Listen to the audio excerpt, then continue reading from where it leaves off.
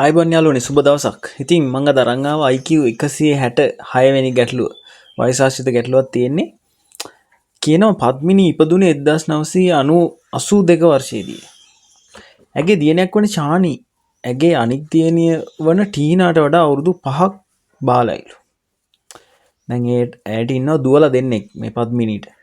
ඇගේ එක් දියණියක් වන ශානි ඇගේ අනික් දියණියට ටීනාට වඩා අවුරුදු 5ක් බාලයිලු. එහෙනම් බාලම එක්කෙනා කවුද? ශානි. හරි. ඒක තමයි අපිට තේරුම් ගන්න තියෙන්නේ. 2032 වර්ෂයේදී ටීනාගේ වයස පත්මිනීගේ වයසින් හරි අඩක් වේ. හරිද? 2032ට ගියාම තමයි ඔය කතාව වෙන්නේ. එසේනම් ශානි ඉපදුන වර්ෂය අහනවා. ශානිගේ උපන්දිනේ තියෙන වර්ෂය මොකක්ද කියලා තමයි මේ ගානෙන් අහන්නේ. ඉතින් මේක මම කියලා දෙන්නම් රූප සටහනක් ආශ්‍රයෙන්. ඉතින් අපි බලමු උත්තරයට ගිහිල්ලා. ඉතින් ඔයාලා එක්ක මේක කොලයක ලියා ගන්න. එහෙම නැත්නම් වෙනම හදන්න මම දෙනවා තප්පර 10ක කාලයක්.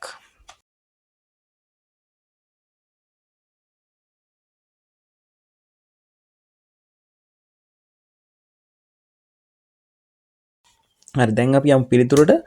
ඉතින් මතක් කරන පිළිතුරට යන්න කලින් අපේ IQ PDF ෆයිල් එක ඔයාලට ඉතාම වැදගත් වෙයි. ඒවා රජ විභාගයකට මුහුණ දෙනවා නම් ඒකේ තියෙනවා රිවිෂන් ප්‍රශ්න 150ක්, කෙටිකම 100ක්, ඒ වගේම මොඩල් පේපර්ස් 5ක් තියෙනවා.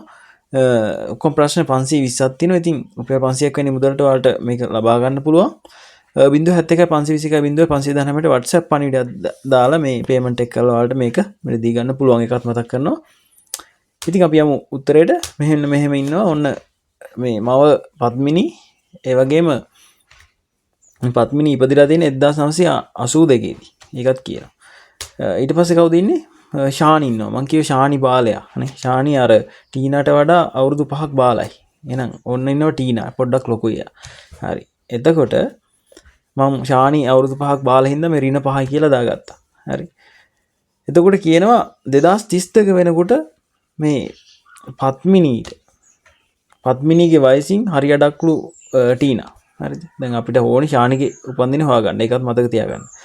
එතකොට මම හොයනවා ඉස්සලම 2032 දී පත්මිනීගේ වයස. හරිද?